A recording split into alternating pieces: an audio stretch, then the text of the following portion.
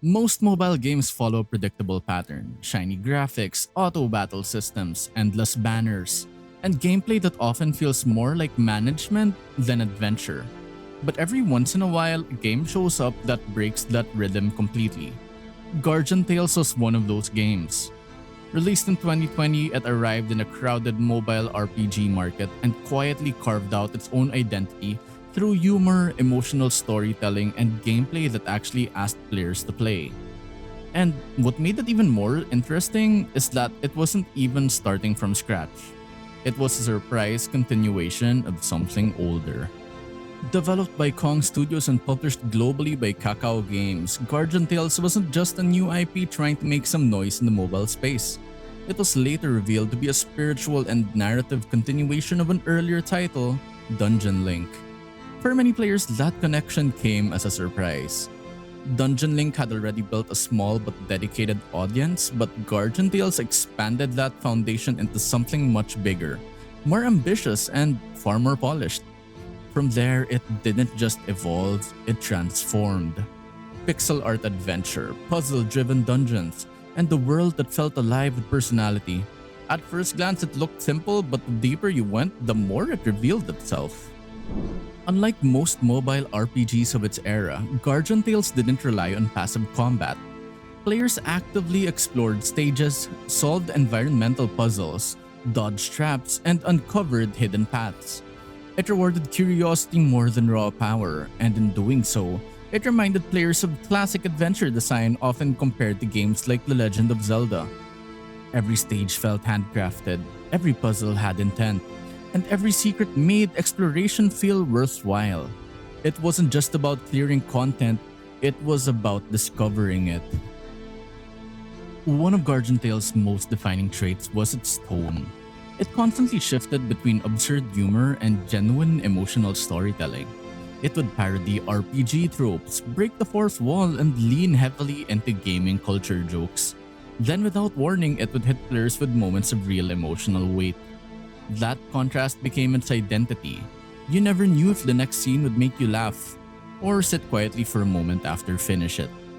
And that unpredictability kept players invested far longer than expected. Where Guardian Tales truly stepped into wider visibility was through its collaborations. These weren't shallow crossovers, they were fully integrated events that matched the game's tone and storytelling style. One of the most impactful collaborations was with Frieren Beyond Journey's End, bringing a modern fantasy favorite into its pixel art world in a way that felt surprisingly natural.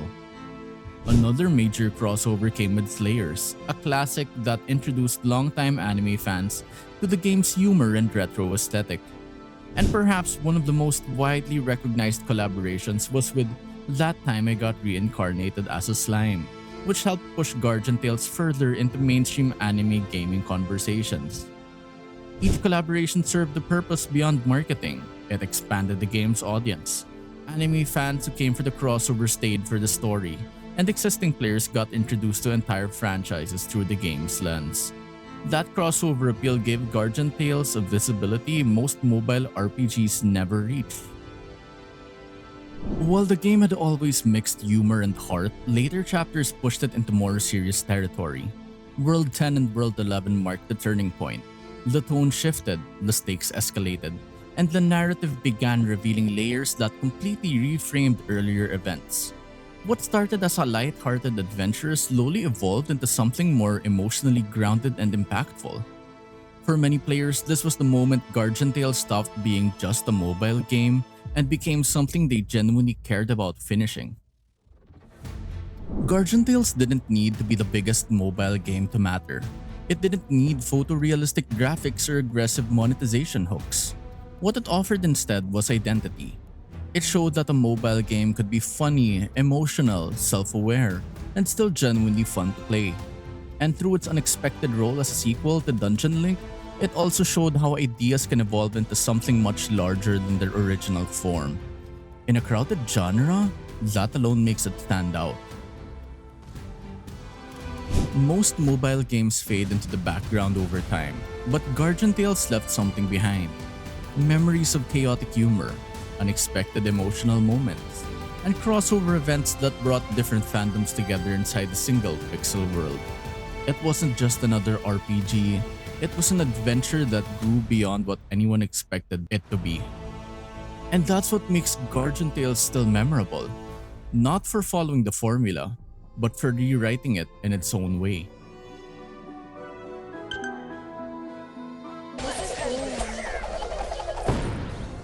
For more content like this and other updates down the line, don't forget to like, share, and subscribe.